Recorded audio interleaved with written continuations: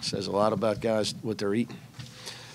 Obviously, score's lopsided, but I was happy with the game. This team won at Arkansas-Little Rock their last game. And got a guy coming in fourth in the nation in scoring. So, everything's a process. Anytime you step on the floor, you're trying to have kids show that they're improving in the areas that they need to improve. We did a lot of that tonight. We still got a lot of areas that we need to improve on.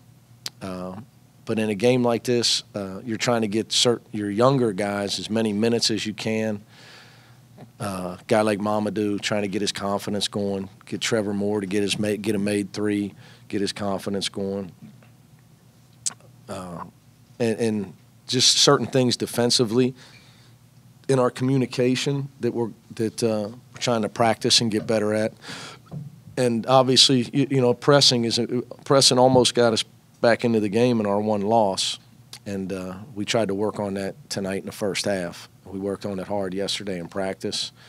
It's just an area where I think we can continue to improve as a team in our anticipation off the ball and in our hands in the passing lane. So a lot of good things happened tonight out there for us. Obviously, the game, the score got a little out of hand, but we made a lot of shots. So I think we started off 4 for 4 from 3, if I'm not mistaken.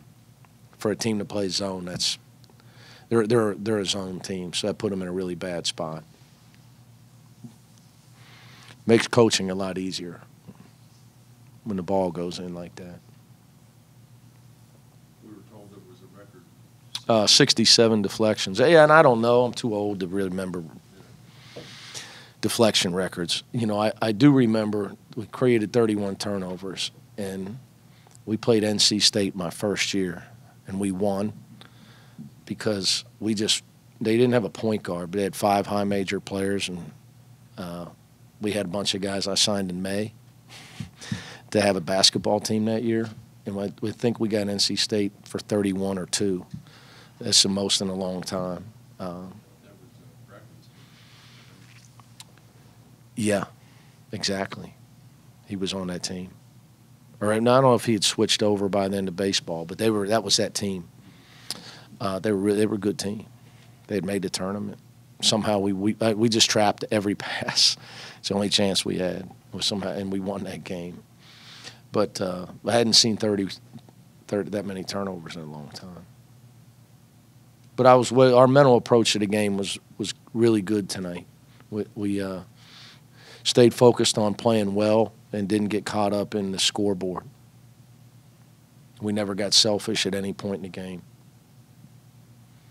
Trey was saying that as the game went on, it's a good chance to try some things that you worked on in practice, but where guys don't have to be going with each other, whether it's a new defense or different plays or something like that. Yeah, it's a good point, and it's for other guys to try it.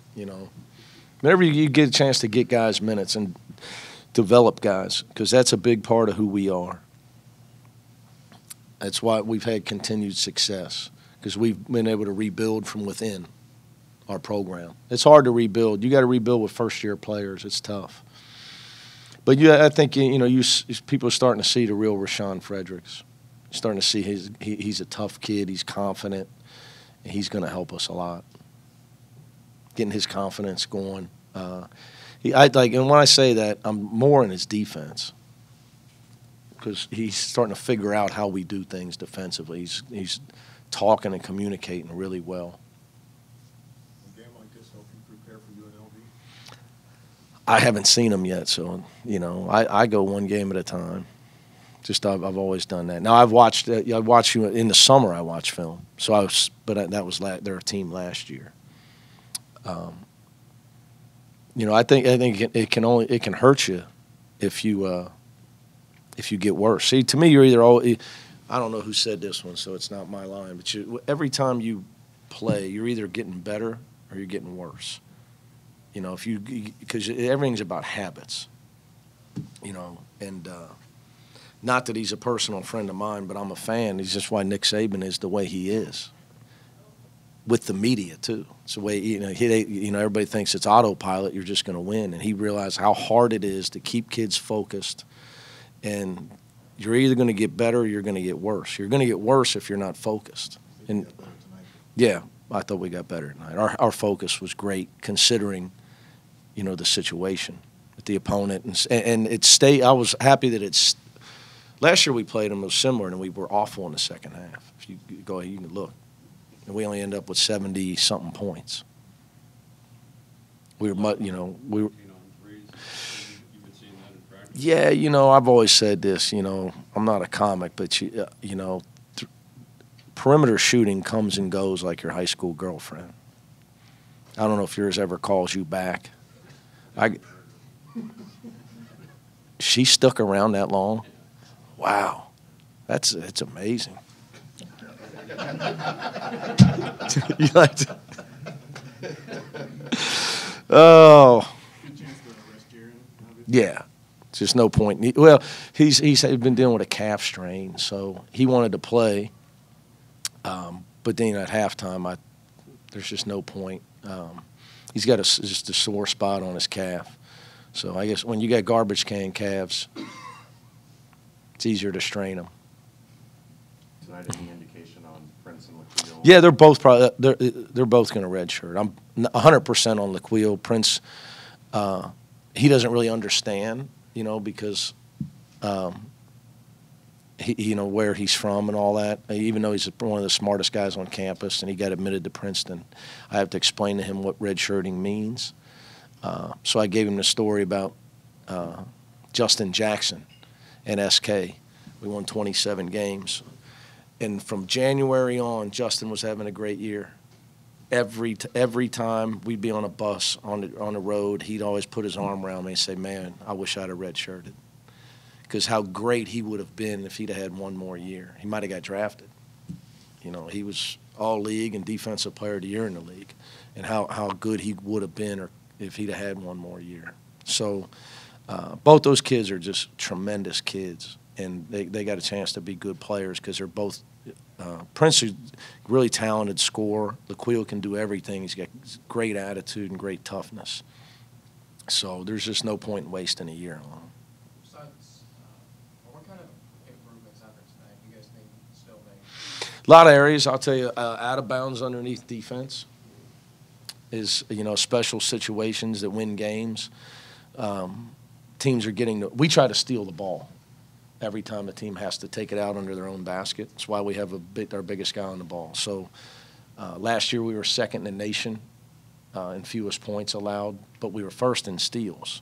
So that's an area that we're not giving up baskets, but there's too much confusion and not enough, very few steals this year. So like there's just one specific area for you. Individually, we can all get better. Keith is getting high deflections, but there's his at times off the ball where he can improve. So there's a lot of things. But I thought our zone offense to start the game, our passing was great. You can always get better with a half-court execution, though. Still concerned with the offensive rebounds? You got 13 tonight. Well, they missed a lot of shots. So when you talk about rebounding, it's all about percentage. So we missed 23 shots, and we only got 8. We're usually in the 40 percentile. So if you we try to make sure we're getting at least 40% of our misses or more, and obviously you want to hold teams to way less than that. So there's always areas. When you're denying, though, as much as we were, the more you spread out and deny, it's hard to be a great defensive rebounding team because your defense is more. Teams that tend to pack it in are going to be better in that area. Does Moore's 3 turn things around for you? Yeah, I tell you, he's going to make shots. I'm more worried about his defense and taking care of the ball. He had 3 turnovers against George Mason. So the reason he didn't play in the Ole Miss game was just I got options. You can play because Logan's such a great defender, and he's a very good rebounder for a guy that plays point. You can play him at the 2, and gives you an extra ball handler and a guy that rebounds above the rim.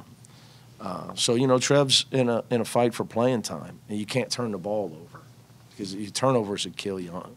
In that Ole Miss game, I knew that if we had fewer than 10 turnovers, we were probably going to win. That's how they play. They're either going to foul you or they're going to steal the ball. So if you don't turn it over, I knew we were going to make a bunch of free throws. So we'll see. I mean, Trev's just got to keep battling, trying to get better. I'm not worried about him making open shots. I'm more worried about him not turning the ball over, especially in big games on the road against, teams that really get after you. That's been his weakness. Can you give your first thoughts, first true road game, being all the way out west to Vegas, what you guys need to do to get out of there with a win? Yeah, we actually usually we play a certain amount of bye games, but I just think it was a chance for us to play a road game against a friend of mine, Marvin Menzies, and I are from the same coaching tree with Rick Pitino. He's a great guy. Desiree actually called me. She's their athletic director, and they were looking. And the really truth of it is it's so hard for us to get home games because we're at Ohio State and Xavier next year. We needed a home game next year. So that's why I said, well, I'll come out this year so you guys can come back. Trying to make sure we always have some name opponents coming in December. And we're obviously working on trying to get another one. So that's really how it happened. But Desiree used to work here, their athletic director, so we have a relationship. But every road game is tough. So I made the guys, when I walked in the locker room, I saw in the coach's locker room Penn State just beat Virginia Tech.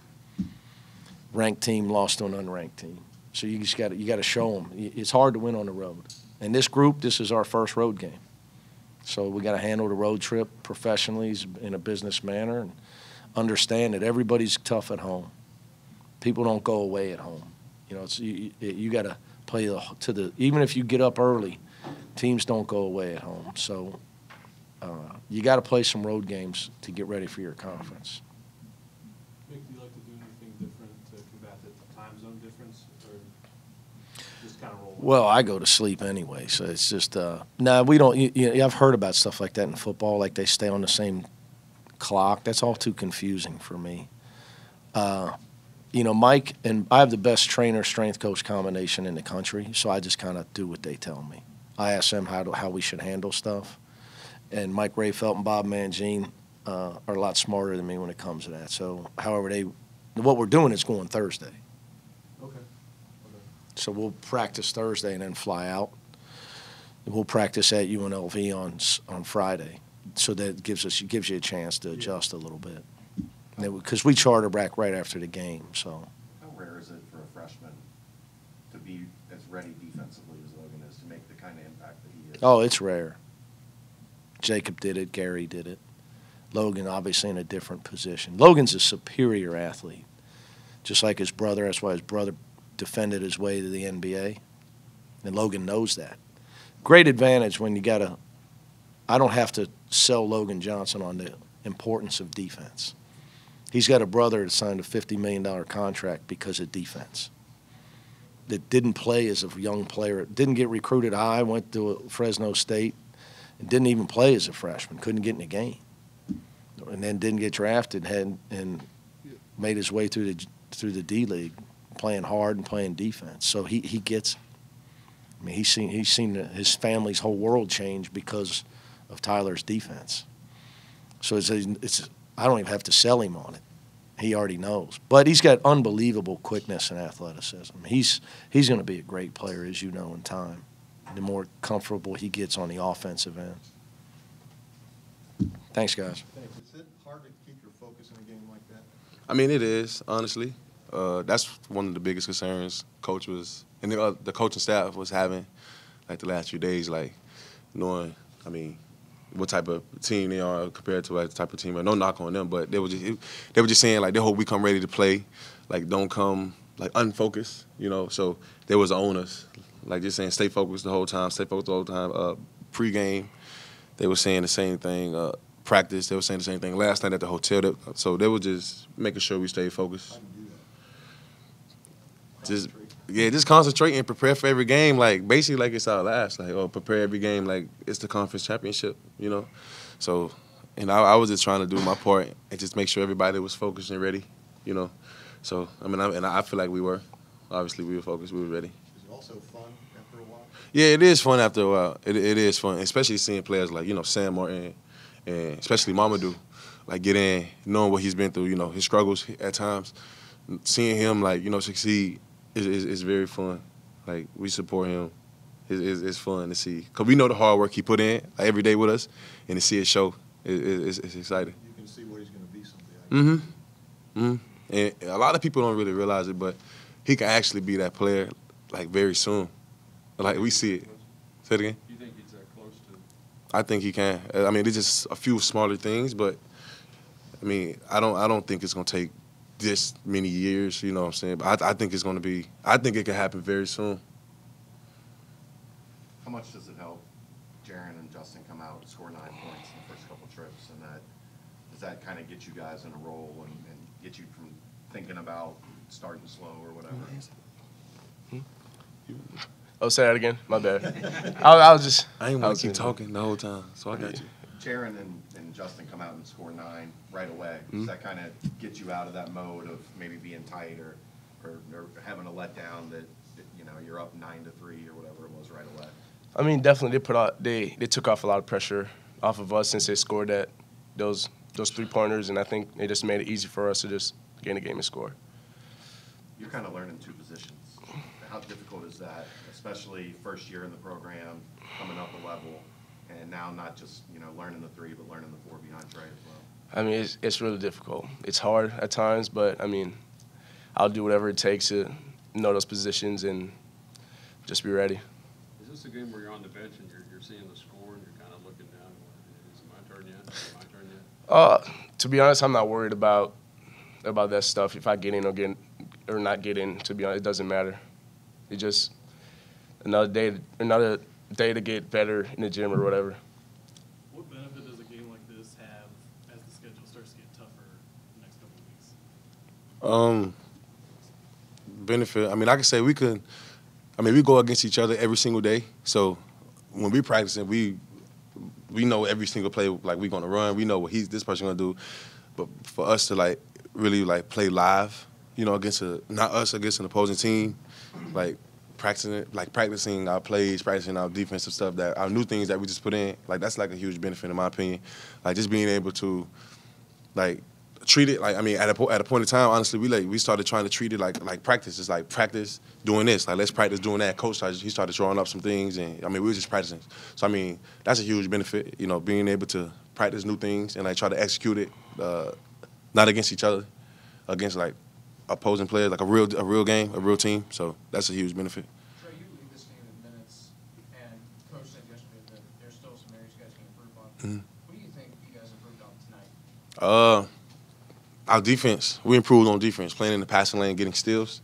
The Coach Cronin was on us the whole time, telling us to get up in the passing lane, get up in the passing lane. A few times I'm surprised, you guys could have seen him yelling at me, get up in the passing lane, don't stay below your man, and reading up. So I feel like we improved tonight at reading up to get steals in our press and playing in the passing lanes, getting steals to start fast breaks. With playing in the passing lanes, did you guys realize you had so many turnovers, especially in the first half? Saying like forced turnovers? Yeah, pretty much. 19. Honestly, we really didn't realize it. I mean, I'm pretty sure we didn't. I mean, we keep the deflection chart. That tells us, what we're doing and where we're at. But I mean, while we're out there, it's just like playing the passing lane. You get a steal, you get one. Like, don't worry about no stats. We don't worry about stats. We just keep trying to keep getting better, keep doing it like the whole entire game. So would you have like 85 deflections or something? Tonight we had 64, I think. 64. Yeah, we set a record. They told us at halftime with the I asked what was the highest, and they told us before it was like 56, I think. Yeah, something like that. And we had 64 tonight, I think. Yeah, so we set a record tonight. Mick said that was a record? No, it was. Yeah, it was. So that's pretty bad things. He's just going to be expecting you guys to do. Record for you guys, right? Yeah. No, actually, I think like a record, like total, like. Well, that's not a real stat. No, it's not a real. Yeah, it's not a real stat, but. A Mick record. It's a Mick Cronin record. It's a Bearcat record. It's a Bearcat record. Put it like that. You've been here 4 years. Mm-hmm. How rare is it to see somebody like Logan come in and be able to disrupt defensively the way he does and use his talent to make an impact like that? Honestly, I put Logan in the category with Justin and Jacob when us three came in, because Justin was great at it. You know, he was great at a lot of the stuff. Like, stuff he's doing now, he was doing some of those things as his freshman year. And Jacob was the same exact way. You know, he had thinking of that, like the big steal, he had a UConn, won us the game, came down. I mean, got a steal, won us the game. So, and seeing Logan do that, like, it's really a special talent. It's very rare. A lot of players not like, honestly, they're not mentally ready or mentally prepared to be able to do that. And Logan coming in, like, that's great. That's one of the best things we have on this team, like a young player knowing that he's confident in himself and, like, he's just ready to play with he's ready to play. He's not coming in thinking he's a freshman. He's not playing timid. He's, like, out there doing the same thing the seniors and the juniors and whoever, you know, the players before him were doing. So, this is a very rare talent, and he's blessed with that. I can tell you that much. He's blessed. Like, Rashawn, is his energy a spark? Yeah, definitely. I mean, he works at it, and I think it's pretty good for a freshman, yeah. I think it's pretty good. And it helps us. What do you think of the Karate Kid look? I like it. I'm going to be honest with you, I like it. Facts, I do. I like too. it. I like it. I like that look. Oh. Nah, I didn't say it. Honestly, I never really watched Karate Kid growing up. I mean, I seen, like, you know, clips of it here and there, but I never really watched it. So, but I like the look, though. He's cramped. We'll let you go. You cramping? Trey, can I ask one real quick? All right, I got you. Thank you. Saturday should be a little bit of a test for you guys, right? Mhm. If you had to nitpick from a game like tonight, that's kind of hard to do because of the gulf in talent. What would you say the team probably needs to improve ahead of UNLV? Honestly, I think we need to improve on the, like, offensive rebounding more. I don't know how much we had, but however much we had, we could have way more. I know I had some slip away. How much? We only had 8. Like, I had some slip away. I'm pretty sure. Yeah, we could have got a lot more. Yeah, we could have. That's pretty bad. I think that's what we can improve on that as a team, for one. That's really number one. Improving the offense, just controlling the glass each and every game, no matter who we playing. I feel like if this week, before we get there, we practice and just keep going hard at that, making that a main focus, then we'll be fine. We won't have no problem.